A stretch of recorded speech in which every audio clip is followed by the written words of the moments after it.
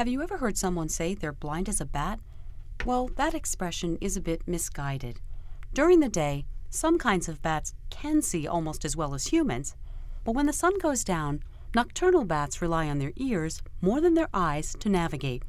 This special navigation process is called echolocation.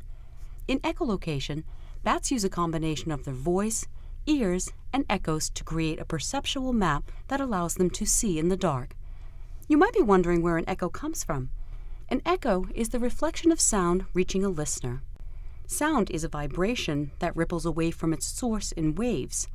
The rate at which this vibration occurs is called its frequency. Sound waves at high frequencies are high-pitched. Humans can hear sounds at frequencies between 20 and 20,000 waves per second and don't perceive pitches outside that range. Bats, on the other hand, can hear and produce sound at frequencies over 100,000 waves per second, way beyond the range of human hearing. Here, we've slowed down a bat's chirp so you can hear it. This chirp is the first step in the process of bat echolocation, the primary sound that the bat will use to detect information about its surroundings.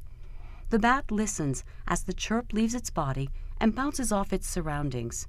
When the sound returns to the bat, the cartilage of the outer ear funnels the sound waves into the ear canal. The waves then reach the eardrum, which vibrates in response. These vibrations are transferred further into the ear to the basilar membrane, which runs the length of the cochlea. If you uncoil the cochlea and the basilar membrane, they would look like this. Each area of the membrane moves in response to a particular frequency. Then, the cochlea converts these vibrations into nerve impulses for the brain to interpret. The bat echolocates so fast that it can track down a dinner of insects moving around in complete darkness.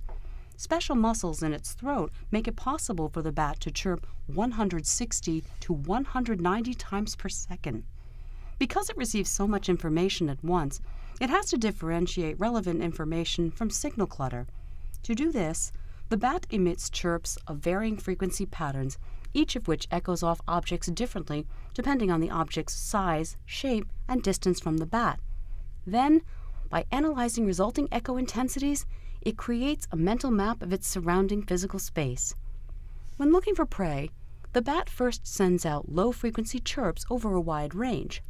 Larger objects will reflect more intense echoes, but it's often the smaller objects, like insects, that the bat is targeting. Once a bat receives low-intensity echoes from small potential prey, it will re-emit a high-frequency chirp directed toward it.